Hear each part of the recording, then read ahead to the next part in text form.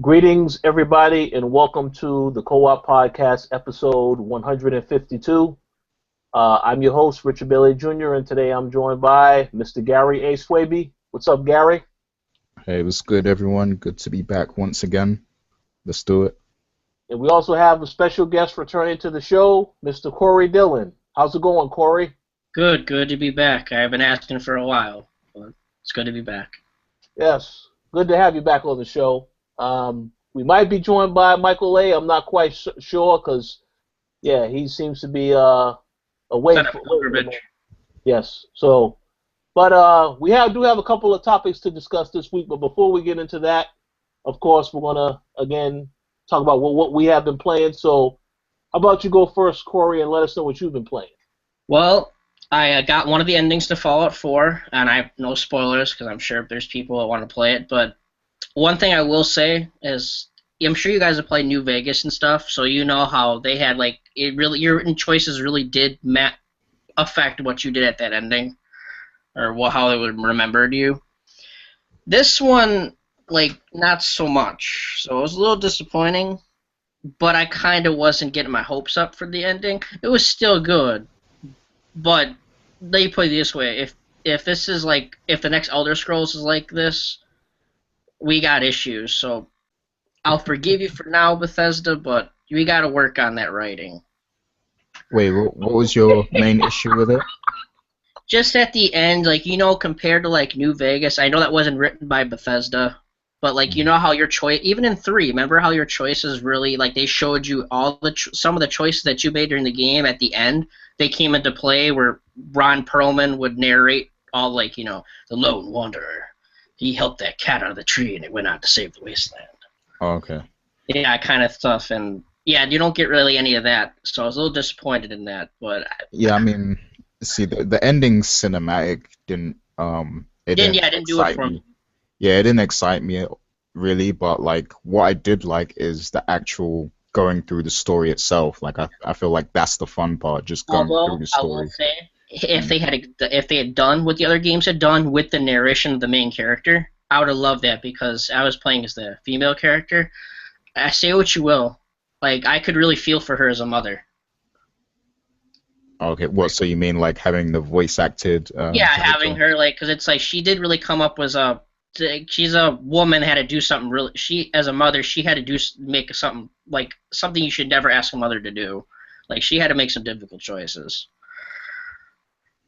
Yeah, and I really felt for her. So, like I said, like you said, there's that they could have done better with that, and they need to do better in the future. But I don't get my hopes up like that, so I wasn't expecting a whole lot. But I was expecting better than what I got. Fair play. Yeah, still a good game though. Sounds good. So that's all you've been playing then? Yeah, for right now, I don't have. I've been doing a lot of schoolwork and stuff. In fact, I got stuff to do later today. You got to pick your time. Your time's precious, Yeah, you're 100% correct about that. Oh, well, that's cool. How about you, Gary? What have you been playing? I've been playing the game of life, but I also managed to play some of the Division beta yesterday. Oh, here we go. All right. What was it? Yeah, I'm falling for that game, man. I'm falling for it. I really like the structure of it. Or PlayStation or Xbox? PC. And I'll be getting the game on PC too. So if you're getting the game on PC, hit me up. Yeah, that's my thing. It's I'll get it, but I ain't not buying it if I do not see people playing that game, because that's what happened with Destiny, and that's kind of a very similar game with very heavily loot based. Yeah, and that's what I like about this game. The loot based aspect and the grind aspect, and I mean overall I prefer third person perspective anyway. So the fact that it's third person and it's it's got that Destiny model, and it seems like there's going to be a lot to do in the actual game. I'm all over it. Do they still have that door slam from that E3 trailer? Door slam? Remember the one gif where the guy is just oh shit, he closed that door like a boss. like, or some shit like the physics. Because I know they downgraded some stuff, but Oh the yeah, game. there's a lot has been downgraded. I'm not even gonna lie. They definitely downgraded a lot from the And it trailers. seems like I wish they wouldn't do that because the game doesn't look terrible.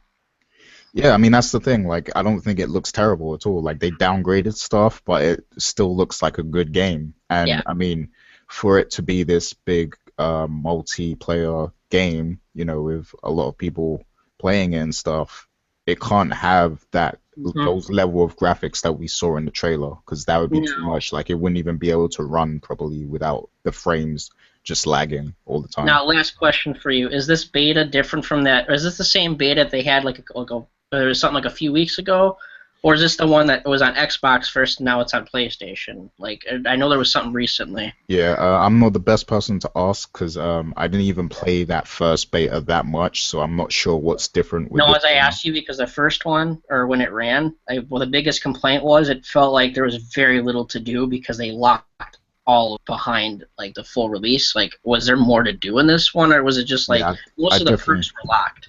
I think there was more to do in this one. Okay, I can't say that for sure because I didn't play the other one much, and you know I'm really that's all ignorant I wanted to know. to the. But yeah, this one seemed to have a lot in it. Okay. And I played it alone as well, and I still was entertained. So Yeah, I saw a lot of people playing it by themselves. But again, this would be something I'm like, I ain't buying this unless I know I got people to play with, like constantly. Yep. Let me just say, I agree with that. Shout outs to several people on staff on over at the coalition because I've been trying to play games with them on PlayStation 4 in the past, and Gary, you're one of them. Well, I couldn't find you guys, so yeah, y'all better improve on that in the future. Well, we need games to play together, and unfortunately, there isn't. I mean, there is a lot, but then at the same time, when you really get down to it, there's only that really few. There's only that slight few that you can really like. This is the game I want to play with people. Yeah, you're Hey, right. all you gotta do is hit my line, man, and I'm there. And we Okay. definitely need to play some raids on Destiny. So like, you know, if any of you guys want to do Well, that, I let me don't know. have Destiny no more. So. Oh man. Well, shame on you.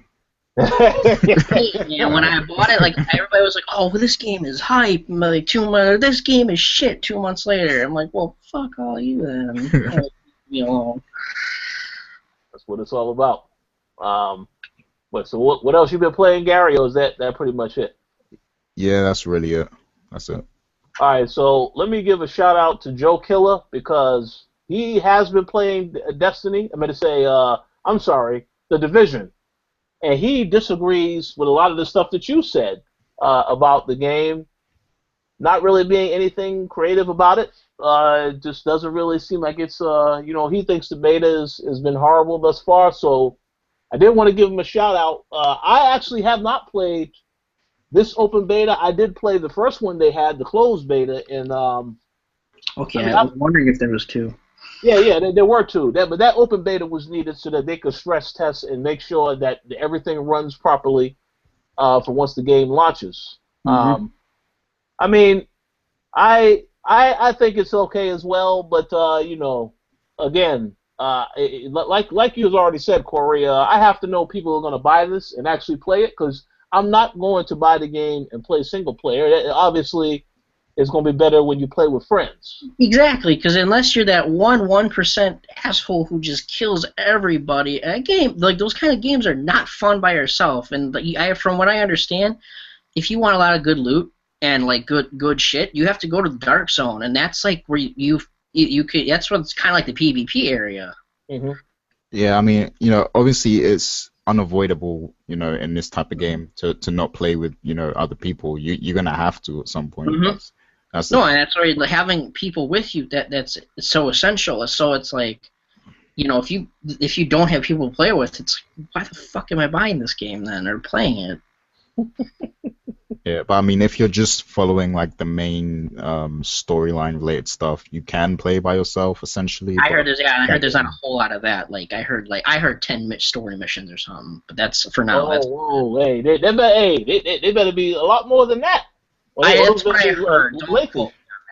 I mean, see, my take on that is, sure, there may only be 10 story missions, but is there enough other content in the game where that's going to be okay. Side quests, that'd be the difference. But how many of them are just like, I need to go rescue this person or escort this son of a bitch or go get that thing? It's like, that gets really annoying after a while too. But yeah, I feel you. Yeah, and shouts to Joe Killer. Joe Killer, you need to be on this show. Yeah. So as I said, I haven't had a chance to play the open beta. I have had a chance to play a game that I cannot talk about right now. Let me just say this right now. Tony Polanco is dropping a review tomorrow. I know what he's talking about, but I'll leave it. Yeah, you know what he's talking about. But I will highly recommend that everybody plays this game. There's no listen. I'm gonna tell you right now that there were a lot of games I had heard that were coming out this month that was like, okay, but this should be the game of the month. Not taking a shot at Street Fighter, which we are going to get into next. But to me, this game is, if you like a good single-player game, if you're a fan of the franchise, you owe it to yourself to play this game. It is fantastic. Very different, but yeah.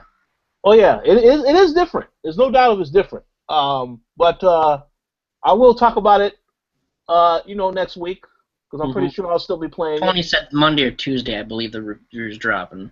Oh yeah, the embargo lifts at 3 a.m. tomorrow. Oh, okay, that's good. At least it's not the day of. Oh yeah, no. So you'll like I said, by the time this episode is up, you'll already be out. You've revealed what the review is. So, but you guys definitely need to pick up this game. And I'm not telling you this. I'm not being paid off to tell you this. The game really is fantastic.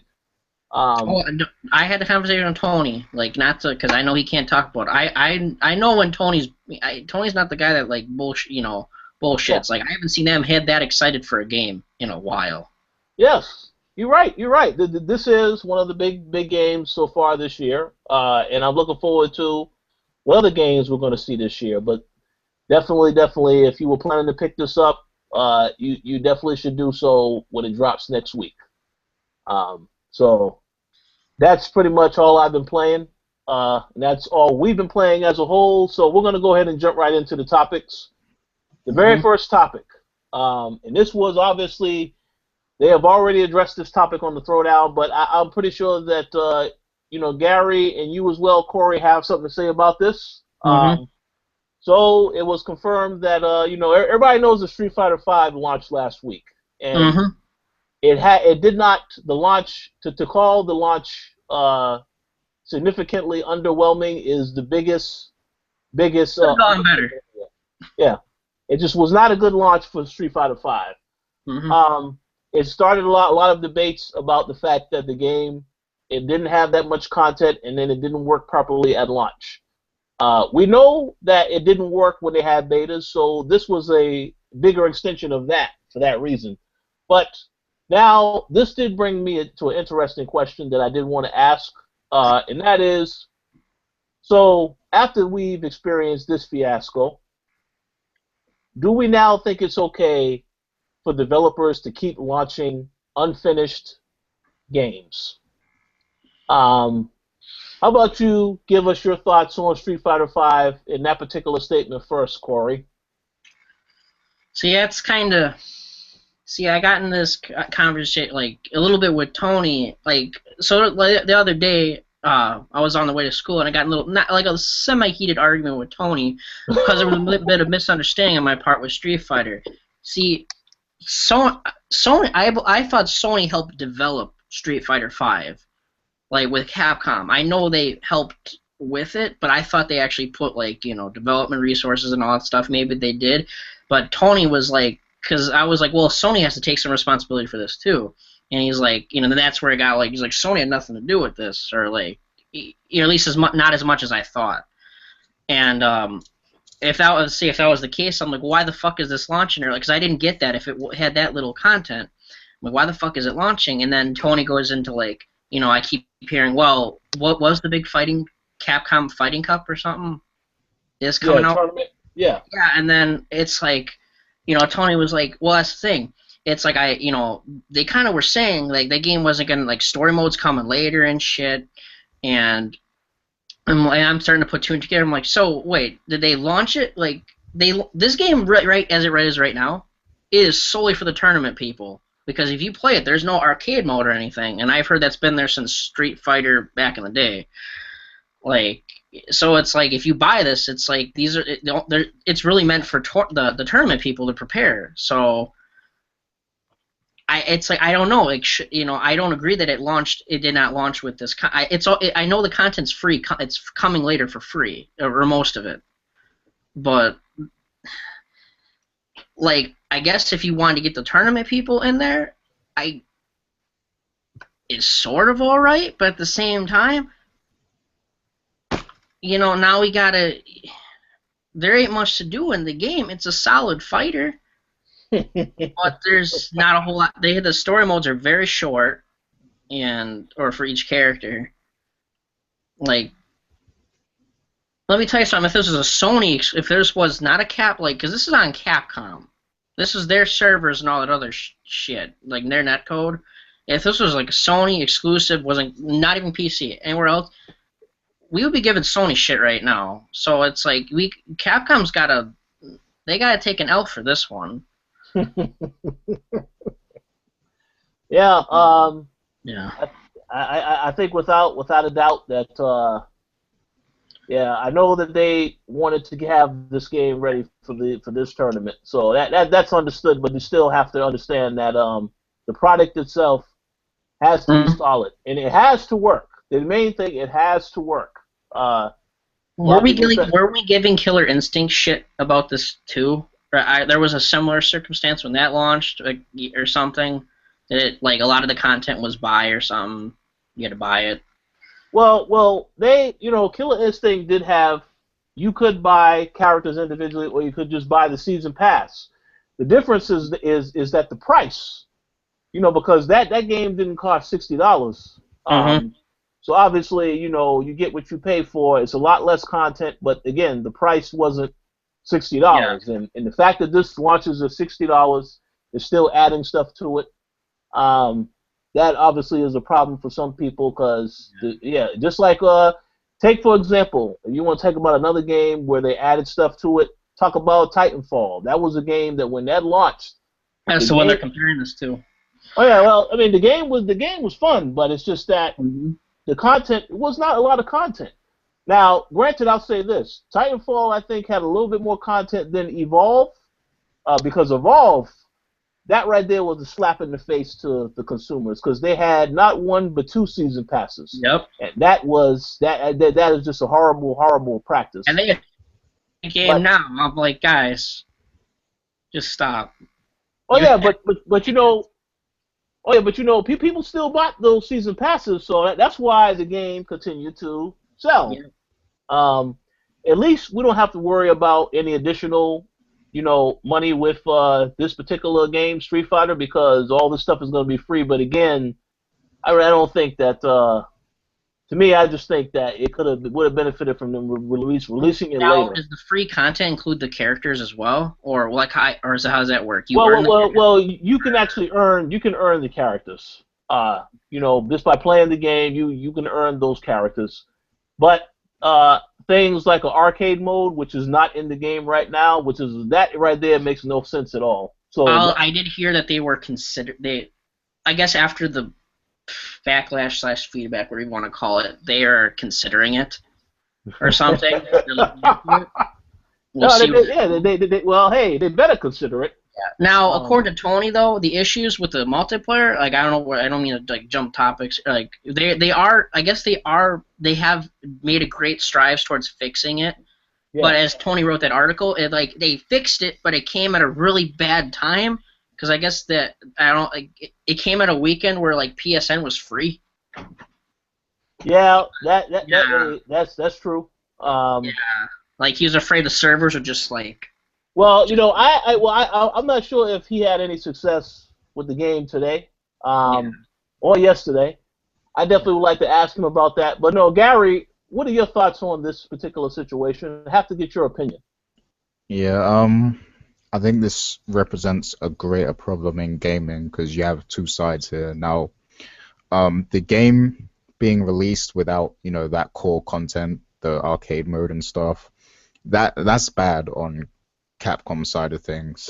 And see, the reason they did it is because it made business sense, because they have this tournament coming up, and Yep, that's the issue. they want players to be ready. But they wouldn't be able to pull this shit back in the day. So we also have to blame the state of gaming as a whole, because they knew that they could put this out and people were going to buy it no matter what, even if the content wasn't there yet. And that just represents gaming right now. It's a testament to what gaming is at this very moment, to where people will still buy a game regardless of if it lacks content or not. Like, they know that that's still money in the bank for them, so they can take that risk and put it out without the content being there yet. So I think as gamers and people who buy games, we just need to be more educated and understand the purchases we make and what effect they'll have on the future of gaming and what we're essentially telling developers. Because if we support it, then we're telling them, okay, it's okay for you guys to just put out this crap right now and then fix it later for us. We're fine with that. That's essentially what you're telling these guys. And I made the decision to not buy this game yet, because after hearing what happened, I was like, okay, I'm good. I'm just gonna wait it out. And then once the game has the content and the game is a bit cheaper, then I might get into it. But yeah, I mean, it's a shame that it happened. I understand why Capcom did it, because of the tournament thing, but that still doesn't make it right. So that's my thoughts on it. Yeah, I agree with that. Pretty much everything you said. But yeah, I'm pretty sure that these type of practices will continue. I'm not going to say that I know certain games for sure will have this issue, but I think, as you said, as long as we continue to give the impression that it's okay to launch a game and have it still be a working process rather than a finished product, then it's going to be issues. One thing I will say, again, I cannot talk about this game, but this is a perfect example of a complete game. And I'll just leave it at that. Because they're not, I don't believe they're working on any content for it. It's a single experience, and that's how it should be. I'm not saying that DLC is bad. Just it needs to be worth it in terms of the price. And you also need to make sure that people have more than enough to actually play when the game drops. Because, again, the content, I don't mind paying $60 for a game, but the content better be there for me to justify spending that much money. Content shouldn't feel cut from the game. Exactly. So additional, okay, I couldn't see this there before, but all right. Agreed. And since we are talking about season pass or content, this bridges perfectly into our next topic. Here we go. Okay, so Fallout 4 season pass details were announced this week, and we also got the news that they are also increasing the price of this deal, $20. Yes. So let me ask you right in the beginning, Corey, because you had a lot to say about this topic. What do you think about the content being offered and about the price increase in general? Well, I'll start with the price increase and go from there. So here's the thing. When I saw this announcement, I don't know, it was the day of, that day I went to go buy it. I actually bought it a couple days ago for when it's still $30, because once it goes to March 1st, that shit, you might as well buy a Fallout 4 twice. But here's the thing, I've been playing that, because Gary and Tony know this. I've been playing that game since November. When they beat that game, I took my sweet ass time with that game. I'm only now getting to the end of beating it and running out of content. And to me, I want I want more Fallout. And so to me, I could justify this for myself. But I did say to people, if you're gonna buy this and you want the content all in one, you buy it while it's $30, because when it turns, if you wait, I'm sorry, you're gonna, like I just said, you're gonna end up buying that game twice, and that's dumb. But having said that, I am concerned about what's in this pass right now. Now, the Far Harbor DLC, which is the actual expansion that they're talking about, that sounds cool. like, you know, all right, cool story content, and it's like, I guess it's another case for Nick Valentine, like a detective. So it's like, all right, but then it's the other two in there that kind of raise some eyebrows. One of them is like, it's like you destroy robots, like new robots that invade the wasteland, but then you can take the parts from them and build your own robot companion, which is cool. And let me get to the second one. The second one was like you can, it's like, I guess, an add-on to like more stuff to do with the building, like house building. But then there's also like you can build cages for Death Claws and Raiders and have them fight and kill each other and all that stuff. Those two are supposed to be $10 a piece, and I think the expansion is like 20, if I'm not, or 15. I'm not sure. Don't quote me on that. Only one of those sounds like an actual fucking expansion. Like the other two sound like title updates. Oh. And I was like, that didn't. I don't know how I feel about that, because it's like after Arkham Knight, I'm very weary about if anything with passes, and I'm like, Bethesda, what you doing? I know I'm glad you're offering more content in the future, but that's not what I had in mind. That's not what I was thinking. Well, so okay, so I understand those points. What do you think about this, Gary? Now I loved Fallout 4. You know, I played it for like 2 months, like straight, and then, you know, beat the game, and I was still playing it after I beat it. Like I loved it. It was a great game. There was so much to do. It had so much content. As far as this extra content, I'm not excited at all for it, and I won't be purchasing it, especially after hearing they raised the price, just because there's so much other stuff out there to play. You know, I've already done what I need to do in Fallout 4. I still appreciate the game. I just feel like I don't need to buy any more content for it because I'm already satisfied with what I played. And, you know, I'm not really that big on DLC and expansions anyway, unless I'm super invested in a game like Mass Effect or Destiny or Final Fantasy. Yeah, I was gonna say Mass Effect. I need to have the DLC for that game, even if it's fucking shit. I gotta have it. Yeah. And usually BioWare do a great job with DLC and expansions, so, you know, I give them credit for that. But for this, I mean, I play Fallout 4 on PC, and when I see the stuff that modders do with the game, I feel like I don't even need any more DLC. This is what this sounds like. There's two things in there sound like mods that I'm paying. Exactly. Like, you got people who make like incredible mods, so it just makes this stuff that they're trying to sell us seem irrelevant. Again, I can't complain too much because I bought it, but it doesn't mean I'm just gonna be like, oh, this is so fucking cool. I'm like, I'll buy it, but like, just because I'm gonna play the shit out of that game. But, you know, come on, Bethesda. Yeah, I mean, the idea of building your own robots, that sounds pretty dope, though. Yeah, that one was. I like that one. Yeah. Yeah, that sounds dope. But again, it sounds like a title update, though, don't it? Yeah, exactly. It's not something I'm gonna pay for. But it does sound dope. It sounds like something that should have been in the original game, to be honest. Mm-hmm. And I wouldn't be surprised if they already had this developed when the game came out, but they just decided to hold it back for the expansion or whatever. So, yeah, that's the thing with me, you know, with these expansions. Like, 9 times out of 10, it's probably content they've already created for the game, like even before the game came out. But they just need something to sell you, like, you know, afterwards, to keep the money rolling in. So I don't really trust developers with that stuff, and I'm just satisfied with the core game that I already played. So I have no interest personally. Yeah. Let me go ahead and add that I actually stopped playing Fallout 4 a long time ago. Now I'll go ahead and say I was not a huge fan of the series, although I did like Fallout 4. There just was too many other games, because I remember there was another game that came out that same day that a lot of people didn't really pay attention to. That's it. Well, the thing is, Fallout came out when there was like this game, like, and only in a span of a couple weeks. That's right. Yeah. Oh, yeah. That's how it always is. Who the hell decided that?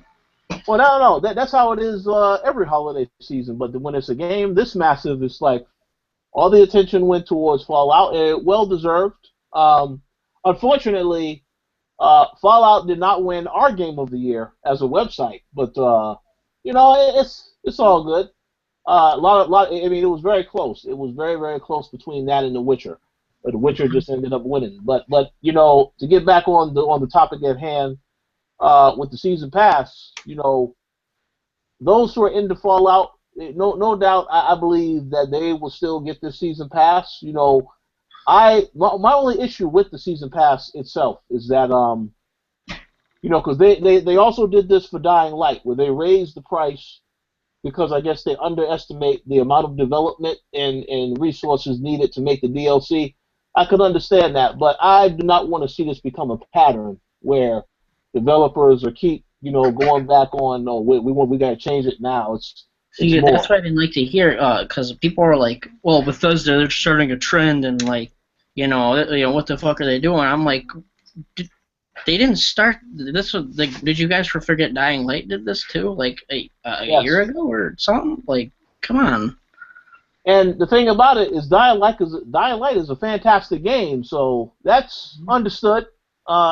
This is also a great game, so it's understood. I don't want developers to. They have to have a better understanding about what you're going to offer for the price, and then try to stick within those guidelines without having to raise it. I guess they will figure, well, people want more content, they'll pay more, but that is, you tell somebody one price and then you change it. I don't like that. Now, I do like that they're giving people time to purchase the content before they raise the price. That's great, but overall, I just don't want them to try and let this remain something that they always do, because it doesn't make any sense. They should know. Remember prior, when they announced, like, they're like, we don't even know what we're doing for DLC yet. I think that was last year where the game came out. It's like, we think we'll have like 4 expansions or something like we usually do. And people were going by what they said for Skyrim. Like, and I think Skyrim had about 4 DLCs. Of course, you could tell with that game, because of the issues with a certain system, I think the DLC plans got fucked with that game a little bit, because there was not as much as there has been in the past, but that's a different topic for another day. Yeah, definitely. Great points. Great points made. But we'll see. I mean, again, I don't have any plans of. I just don't have the time to really get back into Fallout just yet. But for those that are fans, they definitely should pick up the DLC if they didn't already pick it up. If they want it. We'll just spam Tony and Gary with screenshots. Say what? I'll just keep spamming Tony and Gary with screenshots. They don't. Oh yeah. And then Tony and Gary will both be like, we'll totally get it now. I know Gary definitely will. Yeah. Yeah, I like those screenshots. Like, you always doing some crazy shit in there. There was more in the beginning, and now it's like I'm trying to run out of cool shit to show. But yeah, we'll see. We'll see where it comes up. Yeah, we'll see.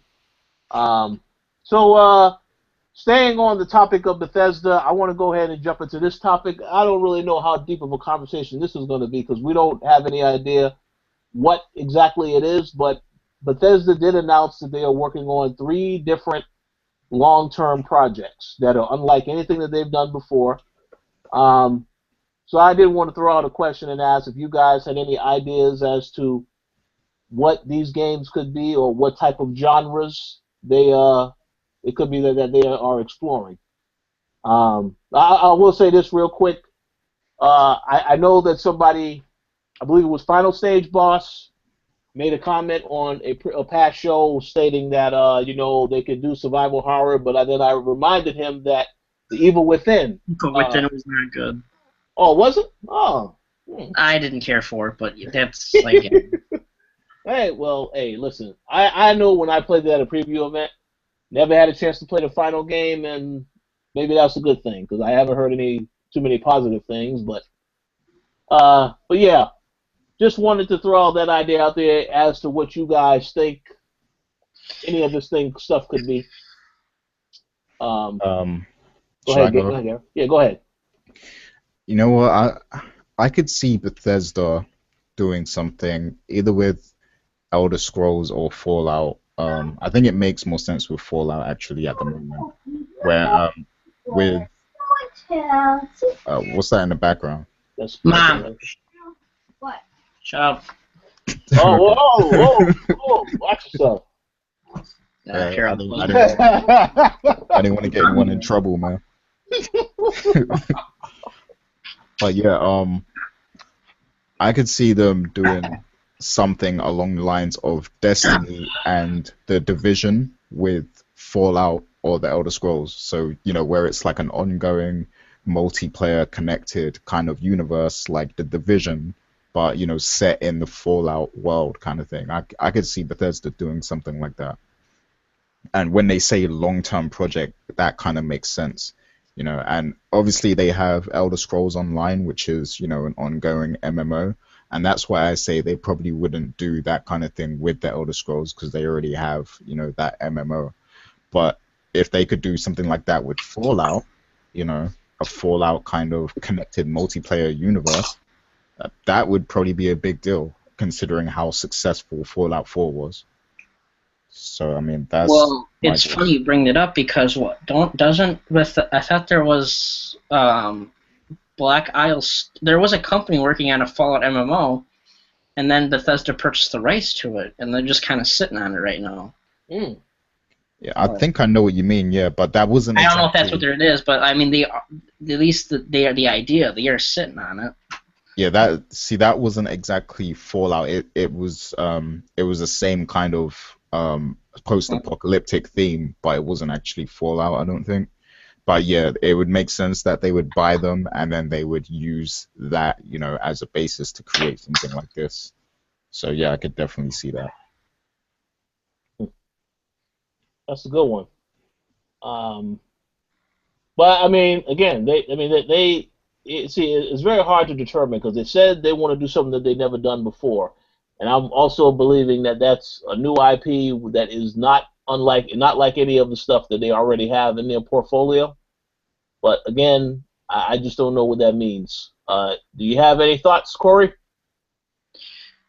Well, pretty similar to Gary's, but I'm just gonna go on a limb and say when they say, 3 long-term projects, I'm just gonna go on a limb and say one of them is Elder Scrolls. They can hide that shit all they want. But it's like I'm just trying to go by their history. I'm like, it'd be really cool if they were unannounced IPs, but at most, only 2 of those are gonna be new IPs, if anything. To me, Yeah, Todd that Howard is. has a way of overhyping. You know, Yeah. Yeah. Well, hey, that's a very fair project. But again, his statement. We'll have to see. Because his statement said, no, it will not be Fallout and it will not be Elder Scrolls. So that kind of, you know. I still don't trust him, man, because he said so much shit before launch about Fallout, and they're just like, dude. Well, here's the thing. I think we definitely know that the Elder Scrolls is not done. Oh no, That's dude, never. no. After Skyrim, the reaction from Skyrim, I think it's a foregone conclusion. That series is clearly not finished. I mean, we Um, know they do have Doom coming out in the summer or whatever. yeah, Or well, yeah, that's coming out right before E3. Um, so so definitely gonna be some stuff to look forward to. What, Gary, you about to say something? I forgot what I was gonna say, but I do want to say one thing. I could still see an Elder Scrolls Skyrim remaster coming for PS4 and Xbox One. I could well, there's totally talk of still a see that. Fallout 3 remaster, I guess, because I don't I forgot where it's banned in like some country, and they've been trying to get what? Hold on. Probably Australia. Yeah. Right. But yeah, like, and they can't get it there because of the content they've been trying over the years. It's like, well, what are they gonna? It begs the question. Well, what are they? Because they're still trying to get it there. They're gonna release the Xbox 360 and PS3 version. Like after all this time, I'm like, it makes you wonder. I'm like, it's gotta be like a for the PlayStation 4 and Xbox One. Because why the fuck would they release the fucking last gen versions at this point in time? At that point, is it still even worth it? But yeah, I agree. Like, I don't know about I'd say Skyrim they would do a remaster for, but I still say Fallout 3 might be in the works. Yeah, I think Elder Scrolls makes sense because that's obviously going to be like their next big announcement that, people will get excited for. Hmm. So if they give people access to the previous game who might not have played it before, then, that would get everyone hyped up for the new one. So I definitely think we might see a Skyrim one. I bet at E3 you're gonna see it. They're gonna be like, by the way, Elder Scrolls 6, or is it 6 or 7 at this point?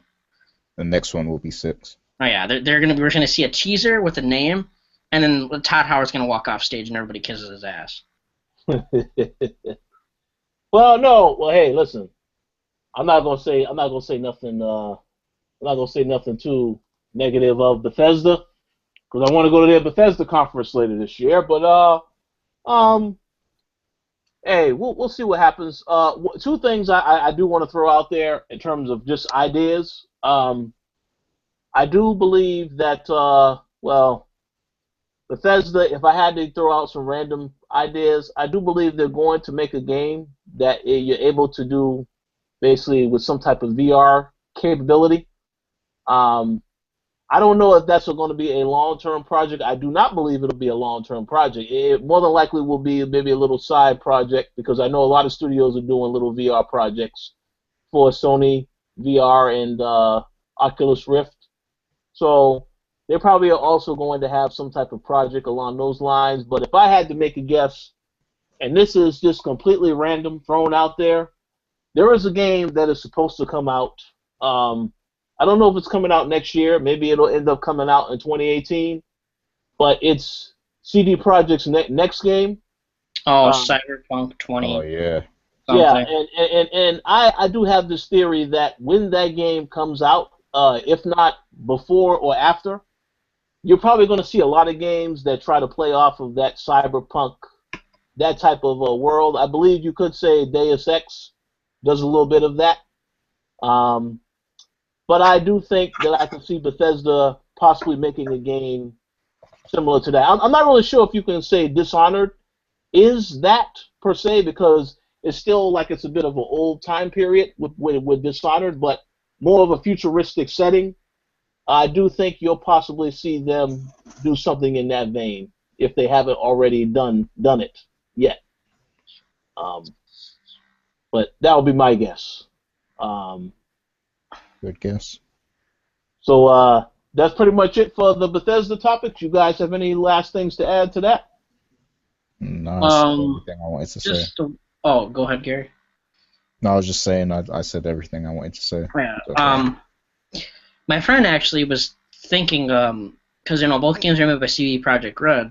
Well, if anybody who's played Witcher, there is a point where Ciri talks about all the different worlds she's been to, and one of my friends was thinking, like, what if, like, do you think they'll do like a quest where it's like a side thing where you're, whoever you're playing as, and all of a sudden you run into Ciri kind of portal hopping, because she does talk about all the different worlds she's been to, and she does talk about a futuristic world at one point. Like, Wow. Wait, what would you guys think about that? So you saying that the Cyberpunk game might be connected to Siri? Well, not like directly, but like if you would see her, like there'd be a quest where all of a sudden you just see this, she kind of comes out of a portal and like, it's not there for a long time, but like that'd be like a really good way to tie the worlds together. Not like directly lore-wise, but Yeah, that would be cool. That would be a cool Easter egg. that's what he was thinking because it's something simple to do and it's already hinted at it, kind of. That's it. That is interesting. Definitely have to look out for that. But that sounds awesome. I wouldn't be surprised to see that character in there. We do know that the Witcher universe also wasn't done. Obviously the main character will possibly not be in the future games, but they still have other stuff to do with that series. Well, the book series actually isn't, if I'm not mistaken, the book series is not done yet. Witcher 3 is actually a separate, like, it has the same similar story, but CD Projekt Red kind of created their own ending based on where they figured wherever the author of the Witcher series would actually go with the story. The story's not actually finished yet. There's actually a lot more in the books. I think like you said, I think they would definitely explore the Siri character more. So if we do see Yeah, The that's where you Witcher, would definitely go, because yeah, Geralt's story is pretty much over. Yeah, I think she'd be the main character. exactly. That makes sense. All right, so let's move on to the next topic. Um, I made this a topic only just to get some opinion on it.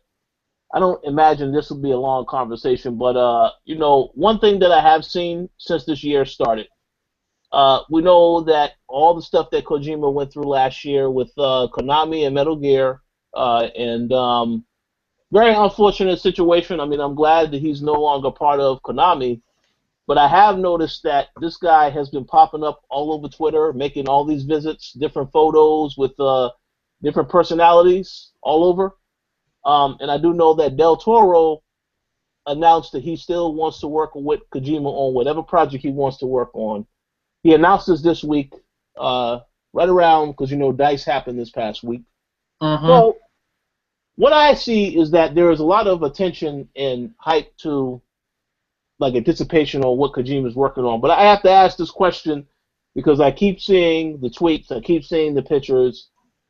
Does all of this guarantee that this project is going to be like a massive, huge success, or are we in is this a situation where we can get too hyped up and then be disappointed later once we see the actual what the game actually is?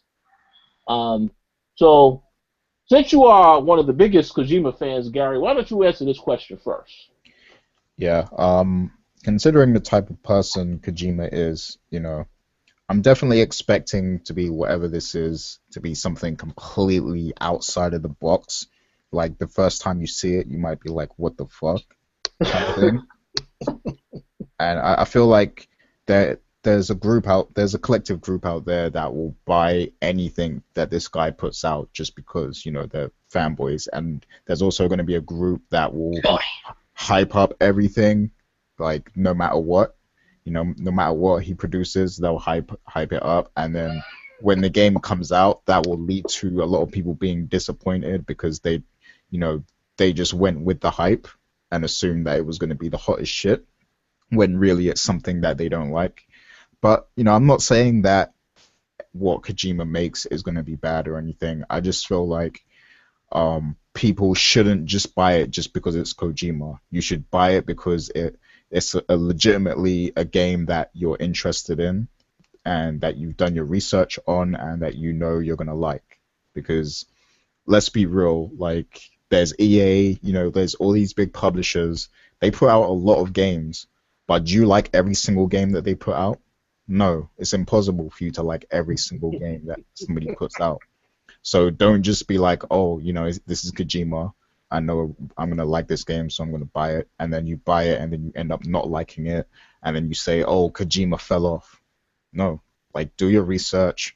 Understand what it is that he produces and what he's going to put out.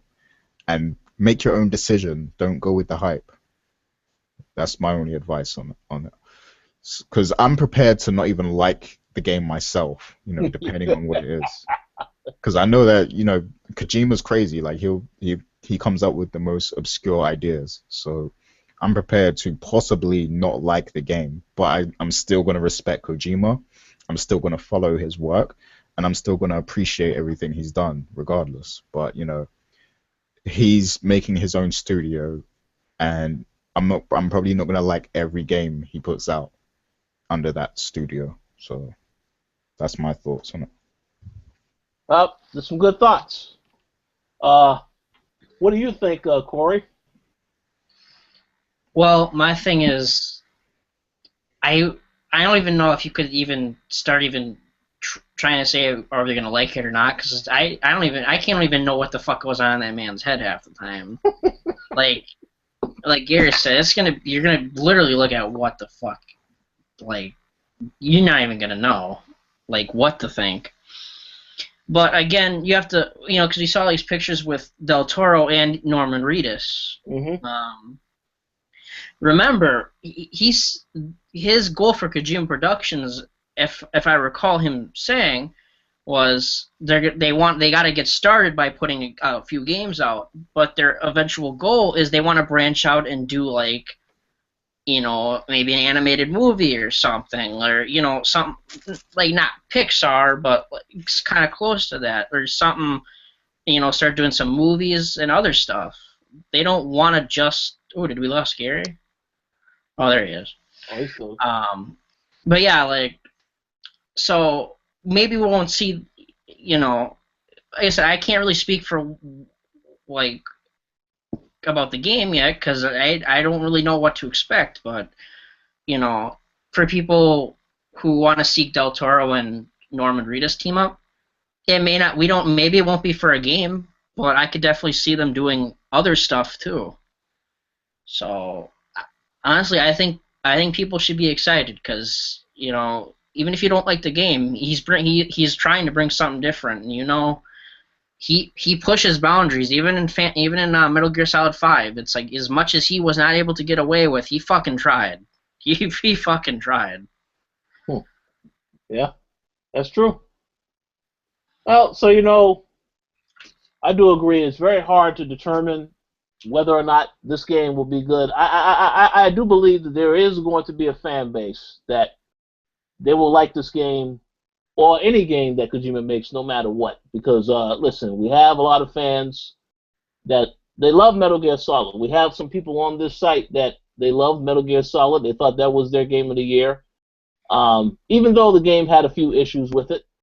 But again, I just think that yeah, it's hard to really to give a straight answer on this particular thing. I think the project could be great, and I think it could be bad. You know, but again, what Gary said holds true. People need to do their research, and then they will be able to determine whether or not it's a great game they feel like they want to pick up. And as for Norman Reedus' involvement, oh, he definitely will be involved because his character will not get through The Walking Dead this season. I guarantee that. Oh man, I am waiting for the backlash on that. Oh yeah, no. Hey, listen. Listen. I'm not going to go into this other and rant about that. But listen, if you saw the season finale, there's no way hell he could survive after what he did at the beginning of that episode. Well, that's the thing. I don't really watch. I'm not really into The Walking Dead, but everybody. I have not seen. Okay. Yeah. All right. Well, I'm not going to say nothing else. His character, and it's just like they're gonna kill this motherfucker off because he's like the coolest guy at some point, just to make a point. Well, they have to. He's not in the comics, so he definitely will not be there for. Well, yeah, he'll definitely. Like I said, it might not be for a game, but he'll be involved with something. Yeah, he will. I told you, their goal is to not move beyond games too. Yeah, but you know, I think Sony and being involved, if they're going to help, that will definitely won't have to worry about Konami because Konami got other stuff going on. They will like try to police it, but they just really will be strict about a lot of things. So hopefully everything will work out better with Sony. But we'll look forward to it. But again, not expecting to see that game anytime soon. But definitely we'll be looking forward to it. Glad this man was not broken, right? Because most people who go through shit like that, they lose hope. Well, no, you're right. Well, you're right. He wasn't broken, but he definitely did look horrible in that picture. They didn't shave, nothing. That man saw some shit. Yeah, he went through a lot. Hell and high water. So glad he's recovered, and I look forward to whatever he does next.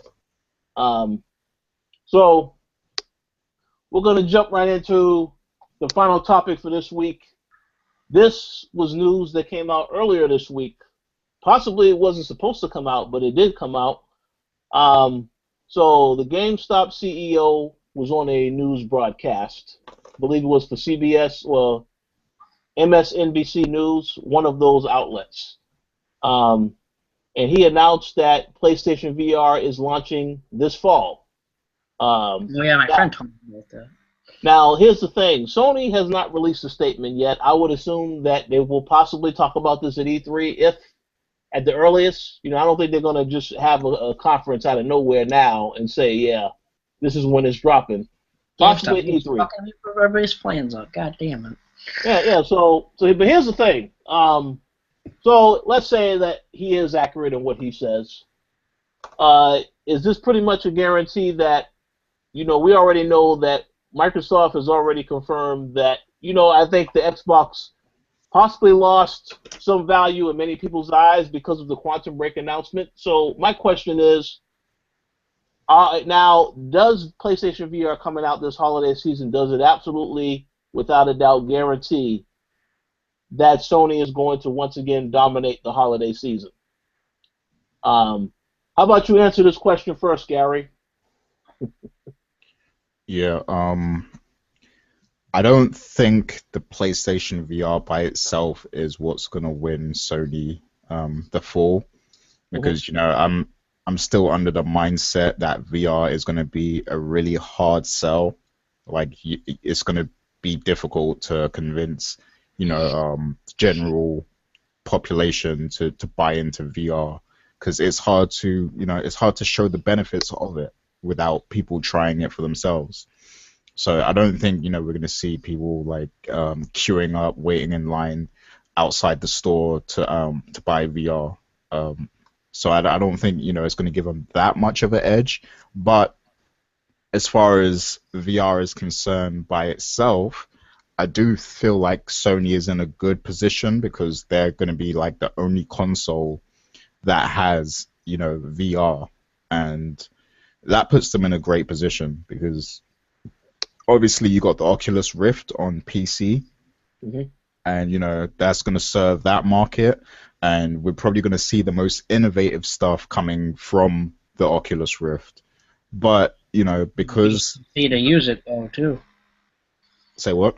For the Oculus, you need a kind of a fairly beast PC to use that versus the 36 million PS4s that they all, according to Sony, are all VR ready. Exactly. The Oculus will have all the innovative shit for sure. Yeah, exactly. And Sony already has that number of consoles on the market, so I feel like they're gonna have that lead over. Well, maybe not a lead, but they're gonna be important to this whole VR thing, like, because they've got that platform with 30 million people that could buy this VR system. So there's gonna have to, like, those same people who make software for the Oculus, they're probably gonna be like, you know what, let's port this to PlayStation VR too, so that, because there's a big audience there. So it does put them in a good position, but I don't feel like this is what's going to be what wins this fall for them. That's a very good point.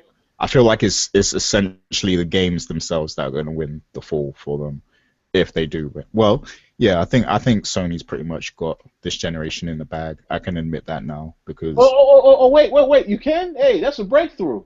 Yeah, only because of Microsoft's decision to support the PC. So yeah, that kind of changed the game. Well, and last fall's performance, while it's not doing terrible, don't get me wrong, it's the best-selling Xbox platform to date. But I mean, if you cannot win the fall with fucking Halo, I don't know what to tell you. Yeah, I think Microsoft is being really strategic right now. They have to do this. They don't have like someone mentioned to me. I think it was, say whatever you want, but I'm trying to think of this as like the CEO's perspective of Microsoft. It was either this or fuck the Xbox division. Because I think they're at that point where, like, yeah, they're making money, but you have to understand, a big chunk of their profit comes from Windows. Yeah. And while they're making money on Xbox, it's not enough to be like, it's not like Sony. PS4 is like one of the pillars of that company right now. Microsoft's like, we make money, but not enough to, we need to keep it. Yeah, I mean, not everyone understands the move that Microsoft is making. Like, okay, they've pretty much handed Sony the console market. Just here, fuck it, I don't care.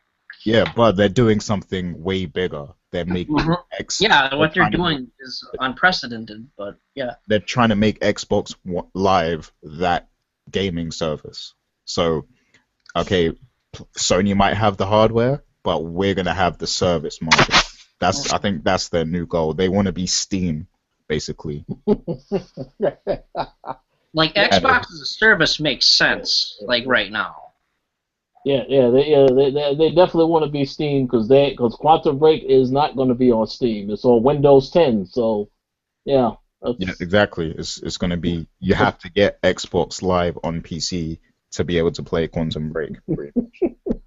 Yeah, just And wait. Well, as soon as Gears gets, I mean, let's even be real. I guarantee you, Gears probably be announced for PC. Not that those games I don't think ever was on PC to begin with, even the first one. But like on none of those games, you aren't going to see none of that shit on PC on Steam.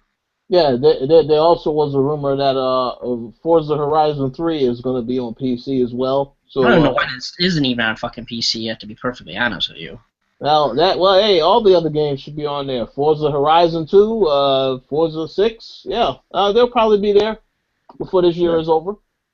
Um, I know Gary can't wait for Halo to come to PC because he already said that that's the game. I know you and Brian, both of y'all said no, we ain't getting the Xbox, but we definitely getting Halo on PC. yeah. So I'm definitely copping that when it comes to PC. I'm not even a big Halo fan, but I'm copping that because you know I'm wondering about that though. I'm like, are they gonna pull that it's kind of I'm kind of trying to wrap my head around it. Like as soon as they put fucking Halo and they say that's on PC, like that's it. I'm sorry, that's it. That's literally it for the Xbox. Like I mean, it'll still sell, but mhm. why the fuck do you need an Xbox at that point? No, That's my question. Are they gonna actually go the distance with that and actually like every other game I can see absolutely go on PC. But are they gonna literally do that to the Xbox? That's what well, I'm see, wondering. look, okay, so Sony's got this generation in the bag, right? Mm-hmm. But if what Microsoft is doing succeeds, Sony Mm-hmm. has to worry about the future. Like Oh, absolutely. they're gonna have to worry about after this generation because if Microsoft builds up Xbox Live to be what they want, like Sony are gonna find it hard to transition to the next generation. But let me say that now, because wait a second. Why? Why is this? because if Microsoft creates this Xbox Live service platform, right? Mm-hmm. It's not even gonna like the next console generation that comes around.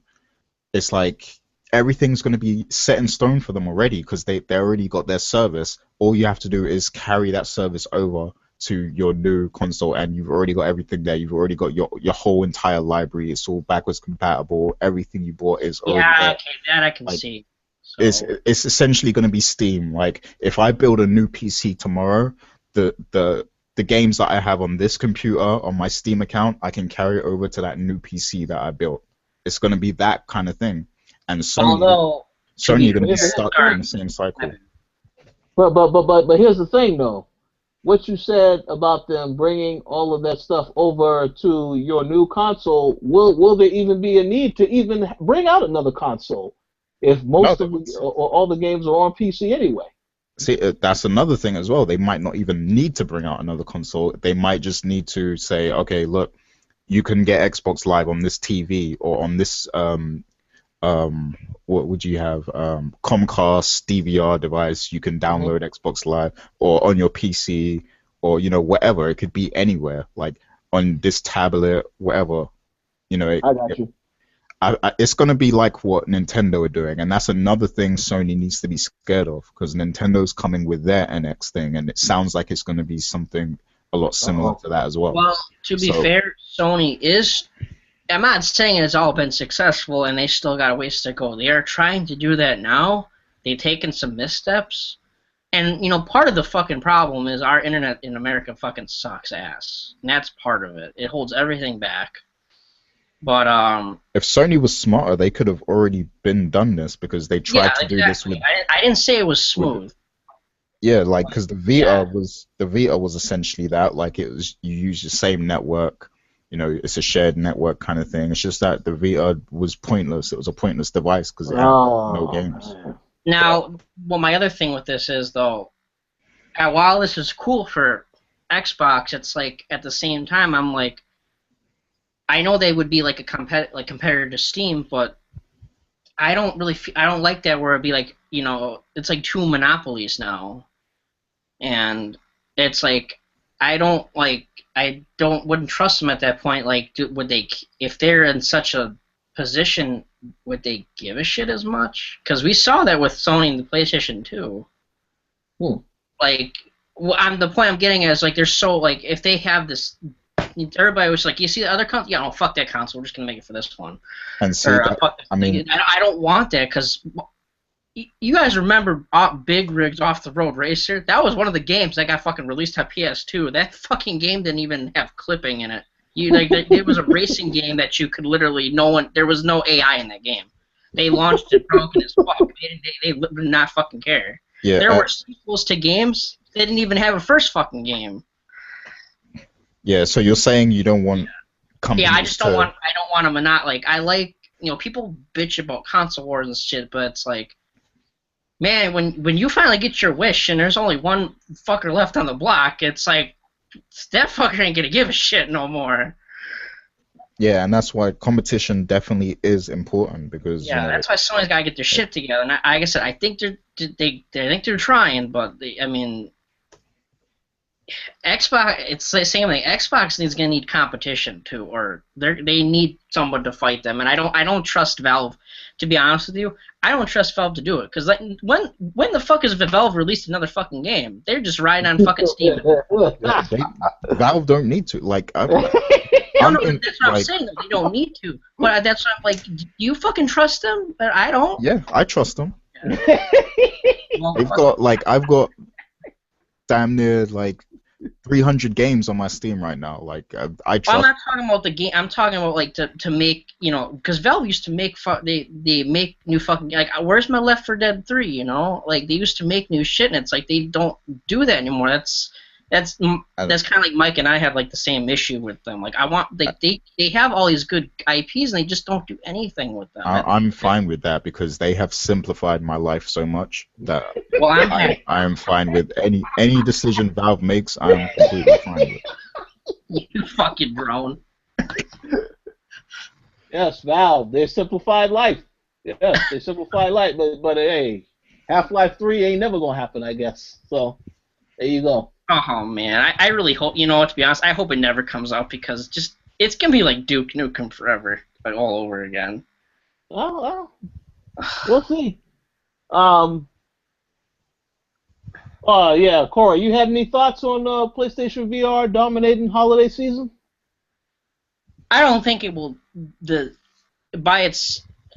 See, I like the idea that VR could enhance other existing games. Like, by itself, it ain't gonna do shit. But if they, like, theoretically, just talking hypothetical, what if they put, like, VR for Fallout 4 or something, or some of their other games, like if they do some cool shit, it's like, and they kind of build it up that way. It's like, oh, it's like, all right, like, or like, what if they had, like, you're climbing up in Uncharted, you're climbing up and you could look up or look left or right, just little shit, and then go from there. I could see someone being like, it ain't the move, so I'll fucking give it a shot. So at least it's cool. Yeah, hey, that's true. Well, you gotta start small. Yeah, I think the big, like something that we've said on this show many times. I think it comes down to the software. If it has great software, then it definitely can do well. But I mean, we'll have to see. I mean, I do agree with a lot of what Gary had to say. Also, I think that yeah, I mean, Sony, I think they will do well this fall anyway. Now, I'm not going to sit here and say that I expect The Last Guardian to come out this fall, because I have no idea when that game is coming out. Yeah, come on, it's fucking ready. God damn. Yeah, but and Horizon, that's another game that I have been looking forward to, but I have no idea when it's coming out. They said 2016, but we'll see. Oh shit! I forgot Scalebound. God damn, too. Like, that sucks. That Scalebound was supposed to come out this year. It's like, so that's a 2017 game, but that's 2017. God damn it! They kind of needed. Maybe that'll go to PC too, but still, they kind of needed that this year. Yeah, they did need that because I personally did not want to just have Gears as the game for the holiday season. That's That's like the no, thing. Like they their need lineup new looks like stuff. every other. Say what you will about. I think Gary can kind of agree with me a little bit. Say what you will about how my Sony has its like pillars of games that it usually has, but it's like Microsoft. They're in that same. They're kind of like Ubisoft, where it's like they have their Forza, their fucking Halo, their fucking Gears. It's like what is it for Ubisoft? They have their Assassin's Creed, their fucking Far Cry. Oh yeah, but you Like, know, yeah, but Ubisoft is yeah, Ubisoft is fine. yeah. No, I was Because just comparing like they're the same pillar of fucking games. Come on, guys, mix it up a little bit. yeah, because yeah, Ubisoft is I know that they're taking a break from Assassin's Creed this year, so I think that's for the best. And they did say that in addition to taking a break, that this may be a regular thing where they take like another year or two to release the game. So it's not just this year for Assassin's They Creed. need to do that, and that's part of it is the movie. Like I know we kind of got off topic, but yeah, part of it is the movie too. Yes, they do have to do that, so that's fine. But back to with Sony. Hmm.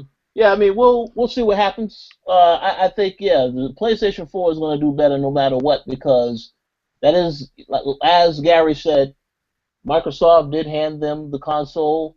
They are the console to have this generation. Xbox, you could make a case that Xbox has some stuff, but for right now you can't because I have no idea what else you can get on there. Obviously, if you can't afford a PC, the next best thing is to have an Xbox One for the games that are on it. But if you can afford a PC, then that kind of changes the topic. Basically, Microsoft ceded the present to Sony, and their best bet is they're looking towards the future now There you because go. they know Mm. they can't do shit now.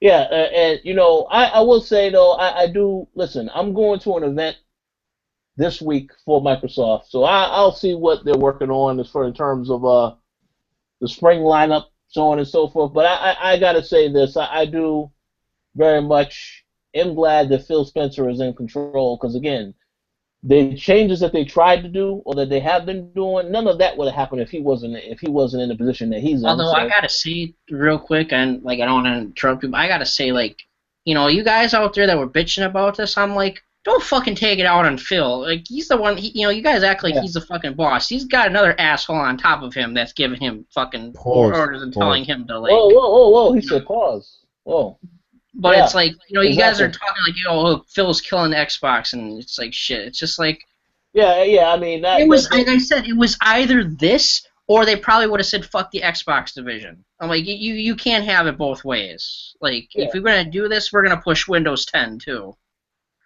yeah. I mean, I definitely don't think he deserves the blame for Yeah, like any because of he that was getting stuff. all kinds of shit. Like Toy and I were just laughing at other like it's like what the fuck is wrong with you people? I don't know, but I will say this: I pre-ordered my Quantum Break, so I don't give a fuck about what any of those people said. So I'm Exactly. Buy good. the fucking game and maybe we'll get Yeah, sequels to half of this shit instead of everybody only wanting new IPs and you don't fucking buy them. Like I was exactly. joking with Gary, that after 2 months nobody wants these fucking exclusives. They all want the fucking Grand Theft Auto 5 and the same fucking games over and over again. Yeah, that's true. That's true. So we'll see what happens. But that pretty much concludes this week's show. Wanted to thank you for having you on the show, Corey. Glad Um, to be back.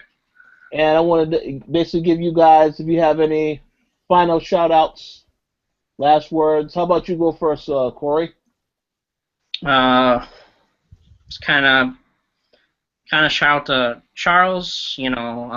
Sometimes him and I kind of we kind of get into it a little bit, but I think we all kind of have same. I think we have same views. We just different like how we reach those conclusions and stuff. But yeah, like shout out to him and shout out to Damien. It's like Damien, you are a fanboy, but we do like you, and it's like you gotta comment a little more. It's like I kind of disappears for stretches of time, and then but yeah, shout out to the rest of the people on here. And that's about it. Cool. How about you, Gary? Any shout outs? Yeah, shouts to Corey for joining us. Shouts to Damien. Shouts to everyone who gets involved in the comments. You know, Final Stage Boss. You know, all you guys, Michael. You know, all the guys that comment on a weekly basis. Shouts to you guys. Shouts to M. Collins and Gority for supporting us. And you know, we have a lot of new things in the works, and especially with the YouTube, we're going to be giving out a lot more content. So you know, all of your support is going to be worth it, you know, because we're planning to give you tons more content this year. So thanks for believing in us and supporting us. Yes, I can't say it any better than that. Although I do want to give a shout out to the fans that continue to visit. Shout outs to Joe Killer for commenting on the division and, you know, allowing me to talk about what his thoughts were on the game on the show. Shout outs to everybody on staff. Give a shout out to Wesley, who won Street Fighter V Collector's Edition earlier this week. Glad he was able to take advantage of the contest, and just so happens that he won. So there is going to be a winner for the division, and I actually read a poll this past week for what the next game should be. Surprisingly, the results of that poll so far, it looks like Dark Souls 3 wants to be that's the next game that people want us to give away. So you may have to consider that. But we'll possibly add something to this post when this goes live if there are people, those that still didn't vote, want to vote. But that pretty much is it for this week. Thank you guys for listening, tuning into the show. Subscribe to us as well as the Throwdown if you have not checked out that show either. They will be doing a show tonight, of course, as you already know. So make sure you check out the website for that. But other than that, stay tuned. Oh, wait a second. I got to give one more shout out. Shout out to Ubisoft because they allowed me to interview the composer of Far Cry Primal. It's on the website right now. Interview turned out great. Mr. Jason Graves, thank you very much for this opportunity. Just basically talking to us more about the game and your experiences. We appreciate that information. So yeah, and stay tuned for more coverage of that game because, hey, definitely a game that should be on your radar. But that's it for this week. We'll talk to you guys next week. Peace. Peace.